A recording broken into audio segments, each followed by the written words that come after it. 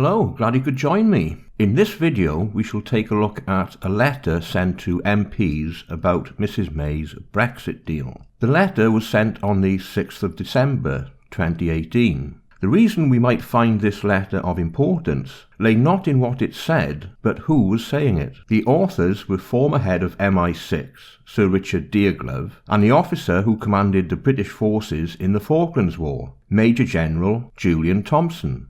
Although both are committed leavers, neither are prone to making public pronouncements simply for effect, nor can it be claimed that these individuals are guilty of extremism, xenophobia, or hyperbole. Both have committed their professional lives to the security and welfare of this nation, and each brings to the debate unmatched experience relating to defence and security matters. The full text of their open letter to MPs will be found in the description box below. It is both thought-provoking and in many places quite shocking. Regardless of whether you are a Brexiteer or a staunch Remainer, you should carefully consider what is contained within this letter. Here we will go through the 12 points made by the authors.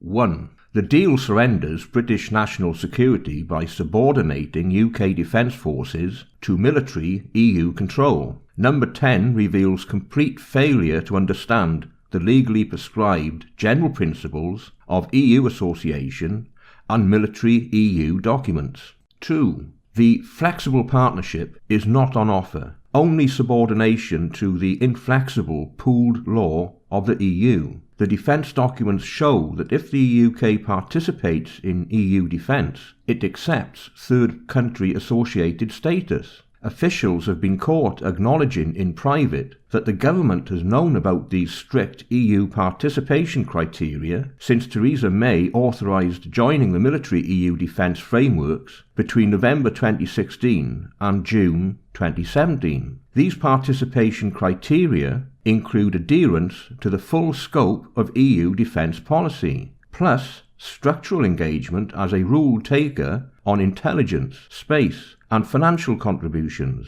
and the European Defence Agency. Understanding this, Sam Gamar, MP, resigned as a minister, prompted by his engagement with the Galileo satellite programme. 3. The EDA's Dirk Thielberger confirmed that there would be no flexibility in the participation rules for the UK if it took part in the European Defence Fund. The MOD's head of science and technology, Dr. Brian Wells, said in early 2017 that the UK would require proximity to EU rules and structures which resembled that of Norway if the UK were to stay involved in the EU Defence Fund projects. 4. Norway voted clearly not to join the EU. The Norwegian elite therefore engineered de facto membership as a rule taker only. The UK government has consistently said that the UK aim was for a relationship even more restrictive than Norway's. On the 29th of November 2018, government called for the broadest and most comprehensive security relationship the EU has ever had with another country. The Kit Kat tapes reveal that the government seeks no gap in its application of obligations under the Common Foreign and Security Policy after the UK has left the EU. 5. Paul Johnson, the UK's representative on the Political and Security Committee, said, "We've deliberately been more descriptive than prescriptive. What we hear from the other side is sometimes rather, sort of, technical, legalistic. Well, you don't understand third country relationships." 6. The idea that the government will be able to create a flexible framework is contradicted by the principles of EU defence autonomy. The clear, binding and published obligation to submit to CSDP alignment has been deliberately obscured. Under the withdrawal agreement, the UK can be only a rule taker in defence and security. Cyprus sought confirmation from the EU Commission that the proposed UK involvement in CSDP did not permit a decision-making role. The EU Commission wrote to Cyprus reassuring that the UK involvement would not involve decision-making. The UK would be involved solely as a rule taker. 7.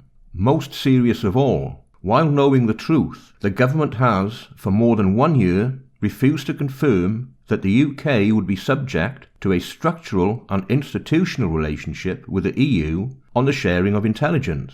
However, the government's paper on security produced by the Cabinet Office on the 28th of November 2018 finally confirms that this structural institutional relationship would in fact be created. American and Five Eyes allies are quite clear that a structural relationship with the EU in the intelligence area will harm our key alliance, contrary to Number 10's assertion otherwise.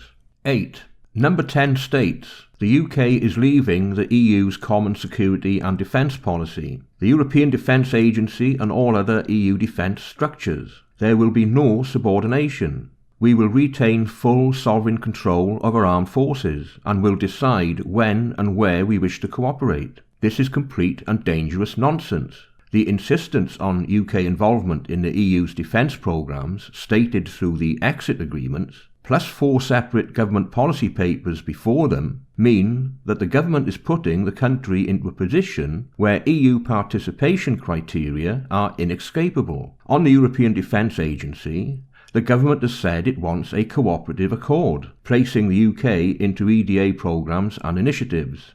9. In contrast to the alternative offered by the WTO, the withdrawal agreement will disadvantage the UK defence industries and the UK government as Europe's largest purchaser of defence equipment. If we leave on world trade rules, WTO will grant the UK entry into the government purchasing agreement exemption for defence equipment, which will give both global free trade and greater certainty to the UK defence sector. Number 10's stated position is opposite of the truth.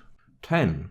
The EU has developed new frameworks and programmes which have the potential to duplicate and detract from NATO in 20 separate areas, from science and technology to logistics, airlift, and eventually emergency chain of command. President Macron's Verdun interview in particular, and Mrs Merkel's European Parliament speech, make plain that military EU is intended as a rival to US power, and therefore to NATO. Any institutional, structural relationship with the EU on the sharing of intelligence brings the risk of breaking the Five Eyes alliance, and therefore an inevitable threat to British national security. The technical note on exchange and protection of classified information of 25 of May starkly displays the danger, revealing that, on its misguided misunderstanding of what it implies, the government places intelligence exchange at the core of its offer to build a new, deep and special partnership with the EU, fundamental to cooperation across the future relationship. Given that, unlike Canada or the USA, the UK will be compelled to apply the EU's CSDP, the EU global strategy will rule. This document calls for a hub-and-spoke intelligence arrangement between the EEAS,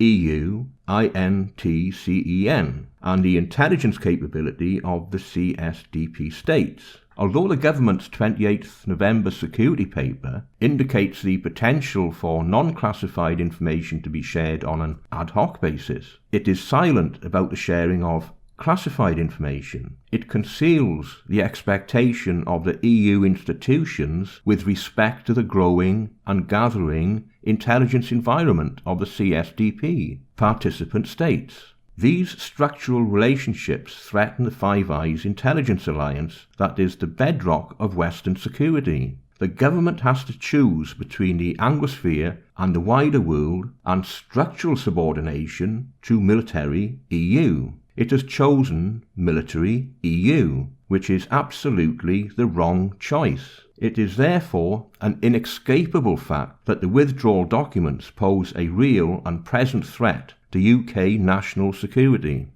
11. A minimally competent negotiation over the last 2 years should have hammered out a free trade agreement, but did not do so. Therefore, leaving on the 29th of March 2019 on world trade rules is now the only way. The UK government passed up the opportunity to obtain a free trade deal with the EU by spending months messing around with the concept of a joint rulebook and a common customs area. being ambushed and bogged down by the entirely artificial Irish border issue, and ceding the £39 billion ransom without conditions. The way this deal and set of promises and future agreements has been composed is actively in conflict with the UK's interests. In defence, foreign policy and intelligence, the EU finds itself given an unconditional, de facto pledge, preemptively by Mrs May, to continue as a rule-taker only, with a level of UK commitment which resembles the current relationship without membership. The technical note of the 24th of May states that a defence treaty containing the administrative agreements, intelligence deal and associated agreements will be signed as early as possible in the transition as an international treaty under prerogative powers, provided the EU believes that the deal adequately commits the UK to the EU defence rulebook. 12. The final point. The EU will use defence industrial cooperation as a lever to coerce the UK via instruments which have scope to grow beyond recognition. The wider industrial and trade relationship can be used by the EU to force the hand of the UK to submit to incrementally increased levels of policy transfer in all other areas, since everything is linked to everything else. There is absolutely no commercial or industrial gain for the UK from being in these structures, since the WTO offers superior terms without the need for negotiation or ransom. Just as the EU will be empowered to demand concessions to escape from the transitional period customs union once the UK has ceded sovereign power to do so to EU institutions. Macron has already spoken of access to our fishing grounds as his price, so the EU could demand yet deeper access to our defence and security assets as the price of release from the backstop.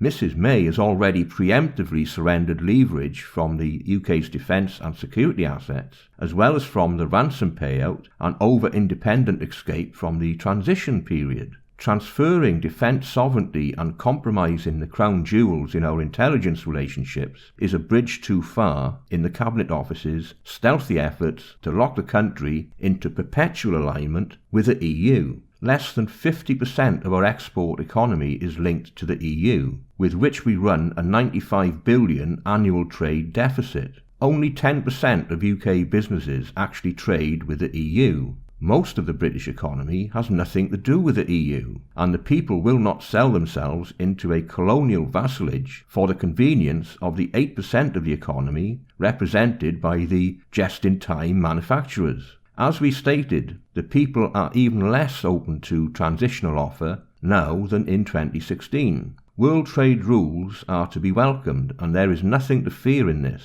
As we stated in the message to the Prime Minister, no risks are greater than Mrs May's terms of surrender. It is well established that the UK has no legal obligation to pay anything, especially for nothing. It is therefore correctly named as a ransom, and ransoms should not be paid.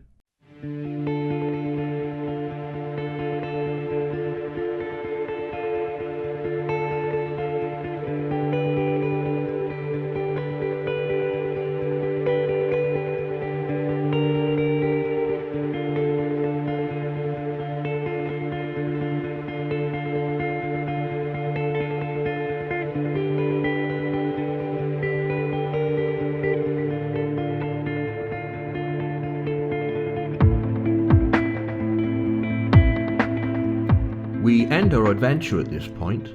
I hope you found something of interest in this video. If you would like to support my channel, I now have a Patreon page. If you're unable to support my work through Patreon, then you can share, like or comment. It's all good.